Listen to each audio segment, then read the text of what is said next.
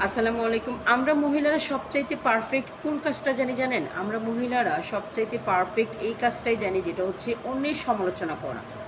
আমরা কিন্তু আমাদের নিজেদের দোষ কি সেটা কিন্তু দেখি না। আমরা শুধুমাত্র এটাই খুঁজি অন্যের কি দোষ আছে, অন্যের দোষের গন্ধটা কিভাবে আমরা ছড়াতে পারবো সেটাই।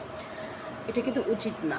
এটা কিন্তু আল্লাহ একেবারেই পছন্দ করেন না। আর আমি কিন্তু মানুষের সমালোচনা যখন করব, আমি অন্যের সমালোচনা করা মানে কিন্তু তার অন্যায় পাপগুলো কিন্তু আমি আমার কাঁধে নিয়ে আসছি, আমার সব ভালো কাজগুলো আমি তাকে দিয়ে দিচ্ছি।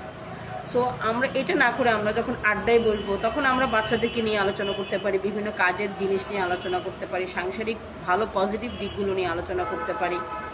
তারপরে হচ্ছে আমরা যে যদি জব করি, আমরা সেই জব নিয়ে আলোচনা করতে পারি, জবে কিভাবে আমরা সামনের দিকে আগাবো সেটা নিয়ে আলোচনা করতে পারি। আমরা বিজনেস যারা করছি তারা বিজনেসে কিভাবে আমরা ডেভেলপ করবো সেটা নিয়ে আলোচনা করতে পারি। আমরা অন্যের সমালোচনা না করি, কারণ আমরা দেখা যাচ্ছে